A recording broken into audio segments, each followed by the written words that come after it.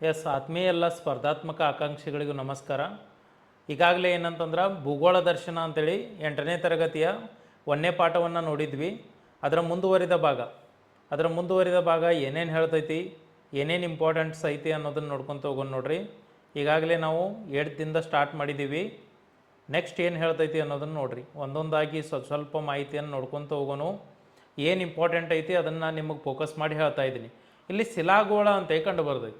ಯಾಕಂದ್ರೆ ಭೂಮಿಯ ಗೋಳಗಳನ್ನು ತೆಗೆದುಕೊಂಡಾಗ ಇಲ್ಲೇ ವಾಯುಗೋಳ ಅಂತ ಒಂದು ಐತಿ, ವಾಯುಗೋಳ ಐತಿ, ಜಲಗೋಳ ಐತಿ, ವಾಯುಗೋಳ, ಜಲಗೋಳ, ಶಿಲಾಗೋಳ ಇವೆಲ್ಲವನ್ನು ತೆಗೆದುಕೊಂಡಾಗ ಅದೇ ನಮ್ಮ ಭೂಗೋಳ ಅಂತ ನೋಡ್ತೀವಿ.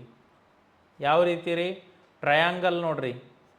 ಒಂದು ಕಡೆ ವಾಯುಗೋಳ ಐತಿ, ಒಂದು ಕಡೆ ಜಲಗೋಳ ಐತಿ, ಇನ್ನೊಂದು ಕಡೆ ಶಿಲಾಗೋಳ ಐತಿ. ಎಲ್ಲವನ್ನು ತೆಗೆದುಕೊಂಡಾಗ ಭೂಗೋಳ ಐತಿ. ಸರ ಇನ್ನೊಂದು ಸ್ವಲ್ಪ ಬಿಡಿಸಿ ಹೇಳ್ರಿ ಅಂತಂದಾಗ ನೋಡಿ,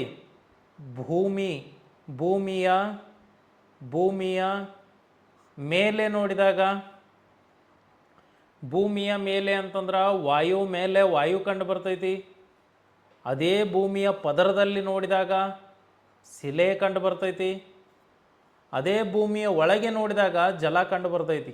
ಎಲ್ಲದರ ಮಿಶ್ರಣ ಇದು ಭೂಮಿ ಅಂತಂದ್ರೆ ಗೊತ್ತಾಯ್ತು ರೀ. ಅದಕ್ಕೋಸ್ಕರ ಇದನ್ನೇ ನಾವು ಭೂಗೋಳ ಅಂತ ಕರಿತೀವಿ. ಇಲ್ಲಿ ಏನೇನು ಕಂಡು ಬರ್ತೈತಿ, ಏನೇನು ತಿಳ್ಕೊಬೇಕಂದ್ರೆ ಶಿಲಾಗೋಳ ಅಂತಂದರೆ ಏನು, ಅದರ ಪ್ರಾಮುಖ್ಯತೆ, ಅದರ ಅಂತರಾಳದ ರಚನೆ ಯಾವ ರೀತಿ ಆಗೈತಿ, ಆಮೇಲೆ ಅದರ ಸಂಯೋಜನೆಗಳು ಕಂಬೈನ್ ಏನೇನದಾವು, ಆ ರಚನೆಯ ಪರಿಚಯವನ್ನು ತಿಳಿಸ್ತಾನೋ. ಅಂತರ್ಜನಿತ ಶಕ್ತಿಗಳಾದ ಜ್ವಾಲಾಮುಖಿ ನೋಡ್ತೇವೆ, ಭೂಕಂಪ ನೋಡ್ತೇವೆ, ಅದಕ್ಕೆ ಕಾರಣ ಪರಿಣಾಮ ನೋಡ್ತೇವೆ. ಇನ್ನು ಬಾಹ್ಯ ಶಕ್ತಿಯಾಗಿರುವಂಥ ಉಷ್ಣಾಂಶ, ಮಾರುತ, ಮಳೆ, ನದಿ ಅವುಗಳ ಮಹತ್ವ, ಕೊನೆಯದಾಗಿ ಅಂತರ್ಜಲವನ್ನು ನೋಡ್ತೀವಿ. ಇಲ್ಲಿ ನಮಗೆ ಇಂಪಾರ್ಟೆಂಟ್ ಏನೇನ್ರಿ ಸರ, ಹೆಂಗೆ ಇದನ್ನು ಅಧ್ಯಯನ ಮಾಡಬೇಕು ಪರೀಕ್ಷಾ ದೃಷ್ಟಿಯಿಂದ ನೋಡಿ. ಪೊಲೀಸ್ ಕಾನ್ಸ್ಟೇಬಲಿಂದ DC ವರೆಗೂ ಓದಿದಾಗ ಯಾವುದೇ ಪರೀಕ್ಷೆಗೆ ಹೋದ್ರಿ ನಿಮಗೆ ಗೋರ್ಮೆಂಟ್ ಬುಕ್ ಬೇಕು. ಆ ಗೋರ್ಮೆಂಟ್ ಬುಕ್ ಇಲ್ಲದೆ ಏನೂ ಇಲ್ಲ. ಇದನ್ನು ಯಾವ ರೀತಿ ಓದಬೇಕು ಅನ್ನೋದು ಭಾಳಷ್ಟು ಇಂಪಾರ್ಟೆಂಟ್ ನೋಡಿ. ಭೂಮಿಯ ಅತ್ಯಂತ ಮೇಲ್ಭಾಗದ ಘನ ಪದರವನ್ನು ನಾವೇನಂತ ಕರಿತೀವಿ, ಶಿಲಾಗೋಳ ಅಂತ ಕರಿತೀವಿ. ಘನ ಅಂದರೂ ಒಂದ, ಗಟ್ಟಿಯಾಗಿರುವ ಪದರ ಅಂದರೂ ಒಂದ, ಅಥವಾ ಗಟ್ಟಿಯಾಗಿರುವ ಪದರ ಅಂದ್ರೆ ಒಂದ. ಅಂತಹ ಘನ ಪದರವನ್ನು ಶಿಲಾಗೋಳ ಅಂತ ಕರಿತೀವಿ. ಈ ಪದರ ಭೂಖಂಡದಲ್ಲಿ ಹೆಚ್ಚು ದಪ್ಪವಾಗಿದ್ದು ಸಾಗರ, ಸಮುದ್ರಕ್ಕೆ ಹೋಲಿಸಿದರೆ ತೆಳುವಾಗಿರ್ತೈತಿ. ಸಾಗರಗಳಲ್ಲಿ ತೆಳುವಿರ್ತೈತಿ, ಭೂಮಿಯಲ್ಲಿ ದಪ್ಪಿರ್ತೈತಿ. ನೆನಪಿಡ್ರಿ, ಯಾವುದ್ರ ಬಗ್ಗೆ ಹೇಳತಾನವ, ಶಿಲಾಗೋಳ. ಈ ಶಿಲಾಗೋಳ ಭೂಮಿಯ ಪದರವನ್ನು ತೆಗೆದುಕೊಂಡಾಗ ಭೂಮಿ ಅಂತಲೇ ದಪ್ಪಿರ್ತೈತಿ, ಸಾಗರಕ್ಕೆ ಹೋದಂತೆ ತೆಳುವಾಗ್ತಾ ಇರ್ತೈತಿ. ಇದನ್ನು ನೆನಪಿಡ್ರಿ. ಶಿಲಾಗೋಳವು ವಿವಿಧ ಶಿಲೆಗಳು, ಖನಿಜಗಳು, ಮಣ್ಣುಗಳು ಇತ್ಯಾದಿಗಳಿಂದ ಕೂಡೈತಿ ಅಂತ ಹೇಳ್ತಾನು. ಮತ್ತು ಜಲಗೋಳಗಳ ಸಹಾಯದಿಂದ ಪದರದ ಮೇಲೆ ಜೀವಿಗಳು ಅಸ್ತಿತ್ವದಲ್ಲಿವೆ ಅಂತ ಹೇಳ್ತಾನು.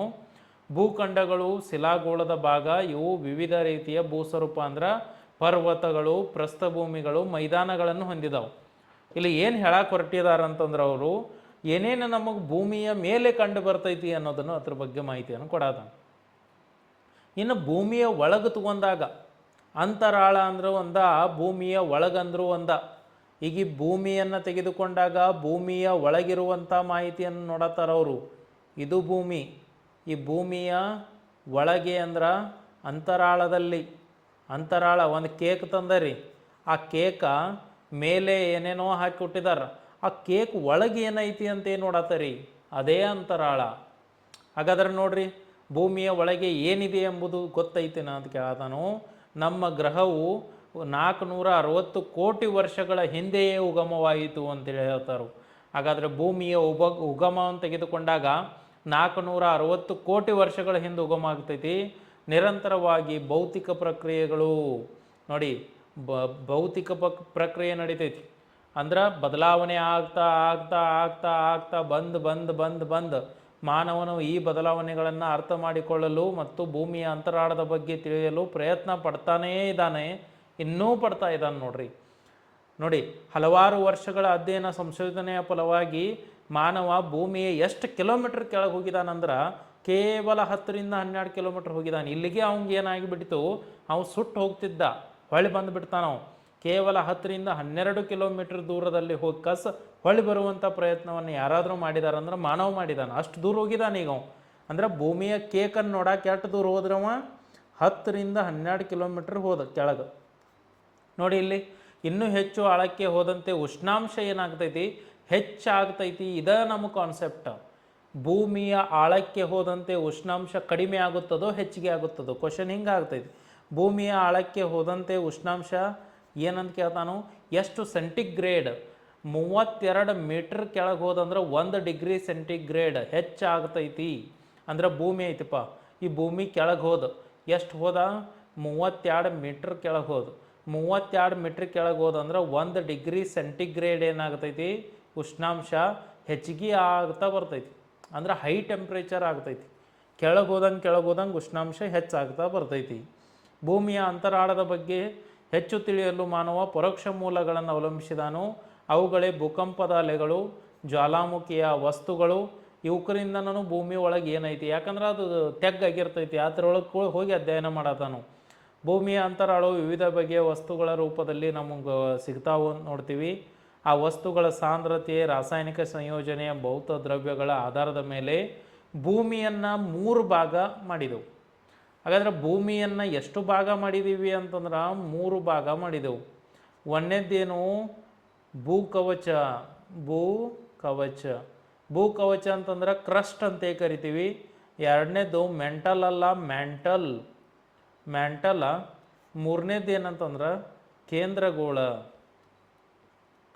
ಕ್ರಸ್ಟ, ಮ್ಯಾಂಟಲ, ಕೇಂದ್ರಗೋಳ ಅಂತ 3 ಭಾಗ ಮಾಡ್ತೇವೆ. ಕ್ರಸ್ಟ್ ಅಂತಂದ್ರೆ ಭೂಕವಚ ಅದ, ಭೂಮಿಯ ಮೇಲ್ಪದರ ಇದು ಭೂಕವಚ. ಫಸ್ಟ್ ಸಿಗ್ತೈತಿ ನಮಗೆ. ಇದು ಭೂಮಿಯ ಅತ್ಯಂತ ಮೇಲ್ಭಾಗದ ಪದರ ಆಗೈತಿ. ಇಲ್ಲಿ ಹೆಚ್ಚಾಗಿ ಸಿಲಿಕಾ ಮತ್ತು ಅಲ್ಯೂಮಿನಿಯಂಗಳು ಕಂಡು ಬರ್ತಾವೆ. ಏನೇನು ಕಂಡು ಬರ್ತಾವೆ ಇಲ್ಲಿ, ಒಂದು ಸಿಲಿಕಾ, ಒಂದು ಅಲ್ಯೂಮಿನಿಯಂ. ಅದಕ್ಕೆ ಇಲ್ಲಿ ಡೈಗ್ರಾಮ್ ನೋಡ್ರಿ ನೀವು ತಿಳಿತೈತಿ. ಇಲ್ಲಿ ಸಾಗರಕ್ಕೆ ಹೋದಂತೆ ಏನಾಗೈತಿ, ಈ ಥರ ದಪ್ಪ ಏನಾಗೈತಿ, ಕಡಿಮೆ ಆಗೈತಿ ಸಾಗರಕ್ಕೆ ಹೋದಂಗೆ. ಅದೇ ಇದು ಭೂಮಿಯಲ್ಲಿ ಇದ್ದಾಗ ಈ ಥರ ದಪ್ಪ ಏನಾಗಿರ್ತೈತಿ, ಹೆಚ್ಚಾಗಿರುತ್ತದೆ. ಭೂಮಿಯಲ್ಲಿ ತಿಕ್ನೆಸ್ಸು ಜಾಸ್ತಿ ಇರ್ತೈತಿ. ಅದೇ ಸಾಗರಕ್ಕೆ ಬಂದಾಗ ತಿಕ್ನೆಸ್ ಏನಾಗ್ಬಿಡ್ತೈತಿ, ಕಡಿಮೆ ಆಗ್ತಾ ಬರ್ತೈತಿ. ಇಲ್ಲಿ ಏನೇನು ಕಂಡು ಬರ್ತಾವೆ ನೋಡ್ರಿ, ಸಿಲಿಕಾ ಮತ್ತು ಅಲ್ಯೂಮಿನಿಯಂಗಳು ಕಂಡು ಬಂದಾವು. ಸಿಲಿಕಾ ಮತ್ತು ಅಲ್ಯೂಮಿನಿಯಮ್ಮು, ಅಲ್ಯೂಮಿನಿಯಂ ಮತ್ತು ಮ್ಯಾಗ್ನೇಷಿಯಂ. ಈ ಅಲ್ಯೂಮಿನಿಯಂ, ಮ್ಯಾಗ್ನೇಷಿಯಂ ಸಿಲಿಕಾದಿಂದ ಕೂಡೈತಿ ಅಂತ ಹೇಳ್ತೀವಿ. ಇಲ್ಲಿ ನೋಡಿ ಒಂದು ವಲಯ ಕಂಡು ಬರ್ತೈತಿ, ಇಲ್ಲೇ ಸೀಮಾ ವಲಯ ಅಂತೇಳಿ. ನೋಡಿ ಸಾಮಾನ್ಯವಾಗಿ ಶಿಲಾಗೋಳ ಅಂತ ಕರಿತೀವಿ. ಇದು ಮೇಲ್ಭಾಗ ಸಿಲಿಕಾ, ಅಲ್ಯೂಮಿನಿಯಮ್ಮ, ಮ್ಯಾಗ್ನೇಷಿಯಮ್ಮ ಇದೆಲ್ಲ ಕೂಡಿ ಶಿಲಾಗೋಳ ಅಂತ ಕರಿತೀವಿ. ಎಷ್ಟು ದೂರ ಇದು ಐತಿ ಅಂದ್ರೆ ಈ ಪದರದಿಂದ, ಕ್ರಸ್ಟ್ದಿಂದ, ಭೂಮಿಯ ಪದರ ಕ್ರಸ್ಟ್, ಈ ಕ್ರಸ್ಟ್ದಿಂದ 60 ಕಿಲೋಮೀಟ್ರ್ ಐತಿ ನೋಡ್ರಿ. ಕ್ರಸ್ಟ್ದಿಂದ 60 ಕಿಲೋಮೀಟ್ರ್ ಕಂಡು ಬರ್ತೈತಿ. ಈ ಪದರದ ಮೇಲ್ಭಾಗ ಹೆಚ್ಚು ಹಗುರವಾಗಿರುವಂಥ ವಸ್ತುಗಳಿಂದ ಕೂಡೈತಿ. ಇವುಗಳಲ್ಲಿ ಸಿಲಿಕಾ ಮತ್ತು ಅಲ್ಯೂಮಿನಿಯಂಗಳು ಹೆಚ್ಚಾಗಿರೋದ್ರಿಂದ ಇದಕ್ಕೆ ಸಿಯಾಲ್ ವಲಯ ಅಂತ ಕರೀತಾರೆ. ಸಿಯಾಲ್, ಒಂದು ಸಿಲಿಕಾ, ಒಂದು ಅಲ್ಯೂಮಿನಿಯಂ. ಅಂದ್ರೆ silica plus aluminium. Silica plus aluminium is equal to ಏನು, ಸಿಯಾಲ್. ಇದು ಸಿಯಾಲ್ ವಲಯ. ಸಿಲಿಕಾ ಮತ್ತು ಅಲ್ಯೂಮಿನಿಯಂಗಳನ್ನು ಕೂಡಿಸ್ಕಸ ಯಾವ ವಲಯ ಮಾಡಿದ್ರು, ಸಿಯಾಲ್ ವಲಯ ಅಂತ ಮಾಡಿದ್ದಾರೆ. ಇಲ್ಲಿ ನೋಡಿ, ಇಲ್ಲಿ ಕಂಡು ಬಂದೈತಿ, ಇದು ಸೀಮಾ. ಇನ್ನು ಸಿಯಾಲ್ ಎಲ್ಲೈತಿ, ಇಲ್ಲೇ ಐತಿ ನೋಡ್ರಿ, ಮರಿಗೆ ಆಗೈತಿ ಇಲ್ಲಿ. ಅಂದ್ರೆ ಇಲ್ಲಿ ಐತಿ ನೋಡಿ, ಈ ಭಾಗ ನಿಮ್ಗೆ ರೆಡ್ ಕಲರ್ ತಗೋತಾನೆ ಅಂದ್ರೆ ಇಲ್ಲಿ ತಿಳಿದೈತಿ ನೋಡ್ರಿ. ಇಲ್ಲಿ ಏನು ಕಂಡು ಬರ್ತೈತಿ, ಇದು ಈ ಭಾಗವನ್ನು ಸಿಯಾಲ್ ವಲಯ ಅಂತ ಕರಿತೀವಿ.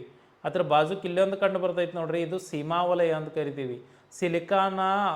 ಸಿಲಿಕಾನ ಮತ್ತು ಅಲ್ಯೂಮಿನಿಯಂ, ಸಿಲಿಕಾನ್ ಮತ್ತು ಅಲ್ಯೂಮಿನಿಯಂ ಇತ್ತು ಸಿಯಾಲ್ ಅಂತ ಕರೆದು. ಅದೇ ನೋಡ್ರಿ, ಇದನ್ನು ಭೂಖಂಡಗಳ ಮೇಲ್ಪದರ ಅಂತೂ ಕರೀತಾರೋ. ಈ ಪದರದ ಕೆಳಭಾಗ ಸಿಲಿಕಾ ಮತ್ತು ಮ್ಯಾಗ್ನೇಷಿಯಂದಿಂದ ಕೂಡೈತಿ. ಮೇಲ್ಪದರ ಎತ್ತರಿಂದ ಕೂಡಿತ್ತು ಸಿಲಿಕಾ ಮತ್ತು ಅಲ್ಯೂಮಿನಿಯಮ್ಮ, ಅದಕ್ಕೇನು ಕರೆದಿ, ಸಿಯಾಲ್ ಅಂತ ಕರೆದಿ. ಕೆಳಗ ಸಿಲಿಕಾ ಮತ್ತು ಮ್ಯಾಗ್ನೇಷಿಯಮ್ಮ ಸೀಮಾ ಅಂತ ಕರಿತೇವೆ. Silica plus magnesium, silica plus aluminium, silica plus ಅಲ್ಯೂಮಿನಿಯಮ್ಮ ಸಿಯಾಲ, ಸಿಲಿಕಾ ಪ್ಲಸ್ ಮ್ಯಾಗ್ನೇಸಿಯಮ್ಮ ಸೀಮಾ. ಎಲ್ಲಿ ಕೆಳಗೆ ಸೀಮಾ ಐತಿ ನೋಡು, ಕೆಳಗೆ ಸೀಮಾ ಐತಿ, ಮ್ಯಾಗ ಸಿಯಾಲ್ ಕಂಡು ಬರ್ತೈತಿ. ಅದಕ್ಕೆ ನೋಡಿ ಇಲ್ಲಿ ಕೊಟ್ಟಿದ್ದಾನು ಸಿಲಿಕಾ ಮ್ಯಾಗ್ನೀಸಿಯಂ ಹೆಚ್ಚು ಸಾಂದ್ರತೆಯುಳ್ಳದ್ದಾಗೈತಿ, ಇದನ್ನು ಸೀಮಾ ಅಂತ ಕರೀತಾರೆ, ಕೆಳಗಿರುವಂಥದ್ದು ಸೀಮಾ. ಇನ್ನು ಇದಕ್ಕೆ ಇನ್ನೂ ಒಂದು ಹೆಸರಲ್ಲೇ ಕರೆದಾರ್ರಿ, ಏನಂತ ಕರೆದಾರ ನೋಡ್ರಿ, ಇವು ಎಂಥವು ಇಂಪಾರ್ಟೆಂಟು, ಸಾಗರಿಕ ವಲಯದ ಮೇಲ್ಪದರು. ಯಾಕೆ ಸಾಗರಿಕ ವಲಯದ ಮೇಲ್ಪದರು ಅಂತ ಕರೆದ್ರಂದ್ರೆ ಇಲ್ಲಿ ನೋಡಿ, ಇಲ್ಲಿ ಸಾಗರಿಕ ವಲಯ ಕಂಡು ಐತಿ, ಈ ವಲಯದ ಮ್ಯಾಗಿನ ಪದರು ಸಾಗರಿಕ ವಲಯದ ಮೇಲ್ಪದರು ಅಂತೂ ಕೂಡ ಏನು ಮಾಡ್ತಾರೋ ಸೀಮಾನನ್ನು ಕರೀತಾರೋ ಅಂತೇಳಿ ನೋಡ್ತೀವಿ. ಸಾಗರಿಕ ಭೂಕವಚ, ಭೂಕವಚ ಓವರ್ ಆಲ್ ಭೂಕವಚ. ಇಲ್ಲಿ ನೋಡಿ ಮ್ಯಾಟಲ್ ಅಂತೇ ಐತಿ, ಈ ಮ್ಯಾಟಲ್ ಅಂತ ತೆಗೆದುಕೊಂಡಾಗ ಎರಡನೇ ಪದರ ಅಂತ ನೋಡ್ತೇವೆ ಇದಕ್ಕೆ. ಅಂದ್ರೆ ಫಸ್ಟ್ ಲೇಯರ್ ಆಗೋಣ ಸೆಕೆಂಡ್ ಲೇಯರ್ ಎರಡನೇದ್ದು. ಈ ಮ್ಯಾಟಲ್ ಅನ್ನುವಂಥದ್ದು ಅಂತರಾಳದ ಎರಡನೇ ಹಾಗೂ ಮಧ್ಯಭಾಗ ಆಗೈತಿ. ಮ್ಯಾಟಲ್ ವಲಯವು ಭೂ ಮೇಲ್ಮೈಯಿಂದ ಅದು 60 ಕಿಲೋಮೀಟ್ರ್, 60ರಿಂದ ಚಾಲೂ ಆಕೈತಿ. ಅದು 60ರಿಂದ ಚಾಲುವಾಗಿ 2900 ಕಿಲೋಮೀಟ್ರ್. ಅಂದರೆ ಅದು 60, ಇದು 60ರಿಂದ 2900 ಕಿಲೋಮೀಟ್ರ್ ಆಳದವರೆಗೆ ಕಂಡು ಬರ್ತೈತಿ ಅಂತ ನೋಡ್ತೀವಿ. ಇದರ ಮೇಲ್ಪದರದಲ್ಲಿನ ವಸ್ತು ಭಾಗಶಃ ದ್ರವೀಕರಣ ನೋಡಿ ಮ್ಯಾಗ್ಮಾ ಸ್ಥಿತಿಯನ್ನು ಹೊಂದಿರ್ತಾವೆ, ಅದಕ್ಕೆ ಇದಕ್ಕೆ ಶಿಲಾಪಾಕ ಅಥವಾ ಮ್ಯಾಗ್ಮಾ. ಮ್ಯಾಗ್ಮಾ ಎಲ್ಲಿ ಕಂಡು ಬರ್ತೈತೆ ಅಂದ್ರೆ ಮ್ಯಾಟಲ್ದಾಗ ಕಂಡು ಬರ್ತೈತಿ. ಮ್ಯಾಂಟಲ್ ಪದರಿನಲ್ಲಿ ಮ್ಯಾಗ್ಮಾ ಕಂಡು ಬರುತ್ತದೆ, ಇದು ಮಧ್ಯದ ಪದರ ಆಗೈತಿ. ಇಲ್ಲಿ ಭಾಗಶಃ ಏನೋ ದ್ರವ ಕಂಡು ಬರ್ತೈತಿ, ಅದಕ್ಕೆ ಇದಕ್ಕೆ ಶಿಲಾಪಾಕ ಅಂತ ಅಥವಾ ಮ್ಯಾಗ್ಮಾ ಅಂತ ಕರಿತೀವಿ. ಇಲ್ಲಿ ನೋಡಿ, ಇಲ್ಲಿ ಕಠಿಣವಾಗಿರುವಂಥದ್ದು ಸಾಂದ್ರತೆಯನ್ನು ಉಳ್ಳಂಥದ್ದು, ಹೆಚ್ಚು ಸಾಂದ್ರತೆ ಉಳ್ಳ ಕಠಿಣವಾಗಿರುವಂಥ ಶಿಲಾವಸ್ತುಗಳು ಕಂಡು ಬರ್ತಾವೆ. ಹೆಚ್ಚು ಸಾಂದ್ರತೆ ಉಳ್ಳ ಕಠಿಣವಾಗಿರುವಂಥ ಶಿಲಾವಸ್ತುಗಳು ಎಲ್ಲಿ ಕಂಡು ಬರ್ತಾವೆ ಅಂತಂದ್ರೆ ಇದೇ ಮ್ಯಾಗ್ಮಾದೊಳಗೆ, ಇದು ಮ್ಯಾಟಲ್ದಾಗ ಕಂಡು ಬರ್ತಾವು. ನೋಡಿ ಇಲ್ಲಿ ಮ್ಯಾಗ್ನೇಷಿಯಂ ಮತ್ತು ಕಬ್ಬಿಣಗಳು, ಮ್ಯಾಗ್ನೇಷಿಯಂ ಮತ್ತು ಕಬ್ಬಿಣಗಳು ಮ್ಯಾಟಲ್ನಲ್ಲಿ ಎರಡು ಭಾಗಗಳು ಅಂತ ನೋಡ್ತೀವಿ. ಅಂದ್ರೆ ಇಲ್ಲಿ ಕಂಡು ಬರುವಂಥ ಖನಿಜಗಳು ಅಲ್ಲಿ ಹೆಂಗಿತ್ತು, ಸಿಯಾಲ್, ಸಿಯಾಲ, ಸೀಮಾ, ಸಿಯಾಲ್ ಸೀಮಾ ಅಂತಿತ್ತು ನೋಡ್ರಿ. ಸಿಲಿಕಾನ ಅಲ್ಯೂಮಿನಿಯಮ್ಮ, ಸಿಲಿಕಾನ ಮ್ಯಾಗ್ನೇಷಿಯಮ್ಮ ಅಂತಿತ್ತು. ಇಲ್ಲಿ ಮ್ಯಾಟಲ್ ಮತ್ತು ಕಬ್ಬಿಣ, ಇಲ್ಲಿ ಮ್ಯಾಟಲ್ ಮತ್ತು ಅಂದ್ರೆ ಮ್ಯಾಗ್ನೇಷಿಯಂ ಮತ್ತು ಕಬ್ಬಿಣ ಇವೆರಡೂ ಕಂಡು ಬರ್ತಾವೆ. ಎಲ್ಲಿ ಈ ಮ್ಯಾಟಲ್ ಅನ್ನೋ ವಲಯದಲ್ಲಿ ಮ್ಯಾಗ್ನೇಷಿಯಂ ಮತ್ತು ಕಬ್ಬಿಣ ಕಂಡು ಬರ್ತೈತಿ. ಇಲ್ಲಿ ಇಂಪಾರ್ಟೆಂಟ್ ಏನಂತಂದ್ರೆ ಈ ಎರಡೂ ನೋಡ್ರಿ, ಏನು ಎಸ್ತನೋಸ್ಪಿಯರ ಮತ್ತು ಮೆಸೋಸ್ಪಿಯರ್, ಇವೆರಡನ್ನೂ ನೀವು ನೆನ್ಪಿಟ್ಕೋರಿ. ಮ್ಯಾಟಲ್ನ ಮೇಲ್ಪದರ ಎಸ್ತನೋಸ್ಪಿಯರ್ ಎನ್ನುವರು ಭಾಗಶಃ ದ್ರವ ರೂಪದಾಗಿರ್ತೈತಿ. ಮ್ಯಾಟಲ್ನ ಕೆಳಪದರು ಮೆಸೋಸ್ಪಿಯರ, ಇದು ಘನ ರೂಪದಾಗಿರ್ತೈತಿ. ಎಸ್ತನೋಸ್ಪಿಯರ ದ್ರವ, ಇನ್ನು ಘನ ಅಂತ ತೆಗೆದುಕೊಂಡಾಗ ಯಾವುದು ಮೆಸೋಸ್ಪಿಯರ್. ನಿಮಗೆ ತಿಳಿದು ಬಿಡಬೇಕೀಗ, ಈ ಜ್ವಾಲಾಮುಖಿ ಅಂತ ಕರಿತೇವೆ ನೋಡ್ರಿ, ಈ ಜ್ವಾಲಾಮುಖಿ ಕಂಡು ಬರ್ತಾವೆ ಇಲ್ಲಿ ಎಸ್ತನೋಸ್ಪಿಯರ್, ಜ್ವಾಲಾಮುಖಿಗಳು, ಜ್ವಾಲಾಮುಖಿಗಳು ಕಂಡುಬರುವಂಥದ್ದು ಎಸ್ತನೋಸ್ಪಿಯರ್ ಅಂತ ಕರಿತೀವಿ. ಇನ್ನು ಭೂಕವಚ ಮತ್ತು ಮ್ಯಾಟಲ್, ಈ ಮ್ಯಾಗಿನ ಭೂಕವಚ ಹಿಂಗೆ ನೋಡಿದಾಗ ಇಲ್ಲಿದ್ದಂಥ ಭೂಕವಚ ಆಮೇಲೆ ಇಲ್ಲಿ ಬಂದಂಥ ಮ್ಯಾಟಲ್ ಇವೆರಡನ್ನು ಮೊಹೋವಿಕ್ ಸೀಮಾವಲಯ ಏನು ಮಾಡ್ತೈತಿ, ಮೊಹೋವಲಯ ಅಂತ ಕರಿತೀವಿ. ಅಂದ್ರೆ ಇಲ್ಲಿ ಇವೆರಡು ಕೂಡಬೇಕಿಲ್ಲಿ, ಎಲ್ಲಿ ಕೂಡ್ತಾವೆ ನೋಡ್ರಿ, ಇಲ್ಲಿ ಮ್ಯಾಟಲ್ ಐತಿ, ಇಲ್ಲೇ ಭೂಕವಚ ಐತಿ, ಇವೆರಡು ಕೂಡುವಂಥದ್ದು ಇಲ್ಲಿರ್ತೈತಿ ನೋಡ್ರಿ, ತೋರಿಸ್ತಾರೆ. ಇಲ್ಲಿ ಒಂದು ಕಡೆ ಮ್ಯಾಟಲು ಇಲ್ಲೈತಿ ನೋಡಿ, ಮ್ಯಾಟಲು ಮತ್ತು ಭೂಕವಚ ಕೂಡೋದಕ್ಕೆ ಮೊಹೋವಿಕ್ ಸೀಮಾವಲಯ ಅಂತ ಕರಿತಾನೆ ಅಥವಾ ಮೊಹೋವಲಯ ಅಂತ ಕರಿತಾನೆ. ಇವೆಲ್ಲ ಇಂಪಾರ್ಟೆಂಟು, ಇವೆಲ್ಲ ಇಂಪಾರ್ಟೆಂಟ್ ನೋಡ್ರಿ ನಿಮ್ಮ ಪರೀಕ್ಷಾ ದೃಷ್ಟಿಯಿಂದ, ಮೊಹೋವಲಯ ಅನ್ನೋದು. ಅದೇ ರೀತಿ ಮ್ಯಾಟಲ್ ಮತ್ತು ಕೇಂದ್ರಗೋಳವನ್ನು ಬೇರ್ಪಡಿಸುವುದಕ್ಕೆ ಗುಟೆನ್ಬರ್ಗ್ ಅಂತ ಕರಿತೀವಿ. ಏನಂತ ಕರಿತೀವಿ ನೋಡ್ರಿ, ಇಲ್ಲಿ ಇಲ್ಲಿ ಭೂಕವಚ ಐತಿ, ಇಲ್ಲಿ ಮ್ಯಾಟಲ್ ಐತಿ, ಇಲ್ಲಿ ಕೇಂದ್ರ ಐತಿ, ಕೇಂದ್ರ, ಇಲ್ಲಿಂದ ಇಲ್ಲಿಗೆ ಭೂಕವಚ ಇತ್ತು, ಇಲ್ಲಿಂದ ಇಲ್ಲಿಗೆ ಮ್ಯಾಟಲ್ ಇತ್ತು, ಇಲ್ಲಿಂದ ಇಲ್ಲಿಗೆ ಕೇಂದ್ರ ಐತಿ. ಇವೆರಡನ್ನು ಕೂಡಿಸೋದು ಮೊಹೋವಲಯ. ಆಮೇಲೆ ಮ್ಯಾಟಲ್ ಮತ್ತು ಕೇಂದ್ರಗೋಳ ನೋಡಿ, ಮ್ಯಾಟಲ್ ಮತ್ತು ಕೇಂದ್ರಗೋಳವನ್ನು ಬೇರ್ಪಡಿಸೋದು, ಈ ಮ್ಯಾಟಲ್ ಮತ್ತು ಕೇಂದ್ರಗೋಳವನ್ನು ಬೇರ್ಪಡಿಸೋದು ಗುಟೆನ್ಬರ್ಗ್. ಇದು ಗುಟೆನ್ಬರ್ಗ್, ನೆನ್ಪಿಟ್ಬಿಡ್ರಿ, ಇದು ಗುಟೆನ್ಬರ್ಗ್ ಅಂತ ಕರಿತೀವಿ. ಅದಕ್ಕೆ ಮೋಹೋ ಇದು ಇಂಪಾರ್ಟೆಂಟ್. ಇಲ್ಲಿ ಇದ್ದಿದ್ರೊಳಗೆ ಇದಿಷ್ಟು. ಇಲ್ಲಿ ಇದು ನೋಡಿ, ಇಲ್ಲಿಂದ ಮೇಲೆ ಅಥವಾ ಕೆಳಗೆ ಶಿಲೆಗಳು ವಿವಿಧ ರಾಸಾಯನಿಕ ಸಂಯೋಜನೆಗಳನ್ನು ಕೂಡಿರ್ತಾವೆ ಅಂತ ಕೊಟ್ಟಿದ್ದಾನೆ. ಎಷ್ಟು ಮಾಹಿತಿ ಐತೆ ನೋಡ್ರಿ ಇಲ್ಲಿ. ಇನ್ನು ಕೇಂದ್ರಗೋಳವನ್ನು ಭೂತಿರುಳು ಅಂತ ಕರಿತೀವಿ. ಕೇಂದ್ರಗೋಳ ಇದು ಭೂಮಿಯ ಅತ್ಯಂತ ಒಳಭಾಗದಲ್ಲಿರ್ತೈತಿ. ಇದು ಭೂಮಿಯ ಮೇಲ್ಮೈಯಿಂದ ಅಂದ್ರೆ ಈಗಾಗಲೇ 2900 ಆಗಿತ್ತು, 60 ಆಗಿತ್ತು. ಈ 2900ರಿಂದ 6371 ಕಿಲೋಮೀಟ್ರ್, 6371 ಕಿಲೋಮೀಟ್ರ್ ಆಳವನ್ನು ಹೊಂದೈತಿ. ಕೇಂದ್ರಗೋಳದಲ್ಲಿ ನಿಕ್ಕಲ್ ಮತ್ತು ಕಬ್ಬಿಣ ಫೆರಸ್ ಅಂತ ಕರಿತೀವಿ. ಈ ನಿಕ್ಕಲ್ ಮತ್ತು ಫೆರಸ್ಗಳು ಕಂಡು ಬರ್ತಾವೆ. ಈ ನಿಕ್ಕಲ್ ಮತ್ತು ಫೆರಸ್ಗಳನ್ನು ಕೂಡಿಕೊಂಡು ಏನಂದಾರಂದ್ರೆ ನೀಫೆ ಅಂತ ಕರ್ದಾರ ನೋಡ್ರಿ. ನೋಡಿ, ಸೀಮಾ ಇಂಪಾರ್ಟೆಂಟ್ ಇರೋದು, ಸಿಯಾಲ್, ಸೀಮಾ, ಸಿಯಾಲ, ಆಮೇಲೆ ಇಲ್ಲಿ ನೀಫೆ, ಆಮೇಲೆ ಇಲ್ಲಿ ಇನ್ನೊಂದಿತ್ತು ನೋಡ್ರಿ, ಇಲ್ಲೇನಿತ್ತು ಮೊಹೋವಿಕ್ ವಲಯ, ಎಸ್ತೊನೋಸ್ಪಿಯರ, ಮ್ಯಾಗ್ಮಾ, ಇಲ್ಲಿ ಸೀಮಾ, ಸಿಯಾಲ, ಮ್ಯಾಗ್ಮಾ, ಆಮೇಲೆ ಮ್ಯಾಗ್ನೀಸಿಯಂ ಮತ್ತು ಕಬ್ಬಿಣ ಇತ್ತು. ಮೆಸೋಸ್ಪಿಯರ, ಎಸ್ತೊನೋಸ್ಪಿಯರ, ಗುಟೆನ್ಬರ್ಗ, ಮೊಹೋ, ಆಮ್ಯಾಗ ನೀಪೆ, ಇವಿಷ್ಟು ಕೂಡ ಇಲ್ಲಿ ಇಂಪಾರ್ಟೆಂಟ್ ಇರುವಂಥದ್ದು. ಇದಿಷ್ಟ ಓದಿದ್ರೆ ಸಾಕು. ಇದನ್ನಿಷ್ಟನ್ನು ನಾವು ಸರಿಯಾಗಿ ಓದ್ಕೊತ ಹೋಗಬೇಕು. ಇಲ್ಲಿ ನೋಡ್ರಿ, ಕೇಂದ್ರಗೋಳವನ್ನು ಮತ್ತೆ 2 ಭಾಗ ಮಾಡ್ತೀವಿ. ನಮ್ಮ ಅನುಕೂಲಕ್ಕೆ ತಕ್ಕಂಗೆ ಕೇಂದ್ರಗೋಳವನ್ನು 2 ಭಾಗ ಮಾಡಿದ್ದೀವಿ. ಒಂದನೇದ್ದು ಹೊರ ಕೇಂದ್ರಗೋಳ, ಎರಡನೇದ್ದು ಒಳ ಕೇಂದ್ರಗೋಳ. ಹೊರ ಕೇಂದ್ರಗೋಳ ಅರೆ ದ್ರವ್ಯ ಸ್ಥಿತಿಯಲ್ಲಿ ಐತಿ, ಒಳ ಕೇಂದ್ರಗೋಳ ಘನ ರೂಪದಲ್ಲಿ ಐತಿ. ಅಂದರೆ ಭಾಳಷ್ಟು ಗಟ್ಟಿಯಾಗಿರುವಂಥದ್ದು ಒಳ ಕೇಂದ್ರಗೋಳ. ಆದರೆ ಕ್ವಶನ್ ಏನಾಗ್ತಾವೆ ನೋಡ್ರಿ, ಅವಷ್ಟು ಕ್ವಶನ್ ಆಗ್ತಾವೆ. ಅದನ್ನಷ್ಟನ್ನು ತಿಳ್ಕೊಂಬಿಡೋದು, ಇಲ್ಲಿ ಕಾನ್ಸೆಪ್ಟ ಕ್ಲಿಯರ್ ಆಗಿಬಿಡ್ತೈತಿ. ಇನ್ನು ಗಣಿಗಳನ್ನು ತೆಗೆದುಕೊಂಡಾಗ, ಪ್ರಪಂಚದ ಕೆಲವು ಗಣಿಗಳನ್ನು ತೆಗೆದುಕೊಂಡಾಗ ಕೋಲಾ ಅನ್ನುವಂಥದ್ದು ರಷ್ಯಾದೊಳಗೆ ಕಂಡು ಬರ್ತೈತಿ. ಈ ರಷ್ಯಾದಲ್ಲಿ ಕಂಡು ಬರುವಂಥ ಕೋಲಾ ಅನ್ನುವಂಥದ್ದು ನೋಡಿ, ಪರ್ಯಾಯ ದ್ವೀಪದ ನಿಲ್ಲೋಡಿ ಮುರ್ಮಾನ್ಸ್ಕ್ ಅನ್ನುವಂಥದ್ರ ಸಮೀಪದಲ್ಲಿ ಕಂಡು ಬರ್ತೈತಿ. ಇಲ್ಲಿ ಏನಂತಂದಾಗ ಭಾಳಷ್ಟು ಆಳದಲ್ಲಿ ವೈಜ್ಞಾನಿಕವಾಗಿ ಆಳ ಕೊರೆತ ಯೋಜನೆಯ ಭಾಗವಾಗಿ ಇದನ್ನು ನಾವು ಓದ್ತೀವಿ. ಎಷ್ಟು ಆಳವಾಗಿ ಅಂದ್ರೆ 12,262 ಕಿಲೋಮೀಟ್ರ್, ಅಂದ್ರೆ 12.2 ಕಿಲೋಮೀಟರ್, 12.262 ಕಿಲೋಮೀಟ್ರ್ಗಳಷ್ಟು ಆಳವಾಗಿರುವಂಥದ್ದು ಅಂತ ಏನು ನೋಡ್ತೀವಿ. ಅಂದರೆ ಅಷ್ಟು ಆಳವಾಗಿ 1989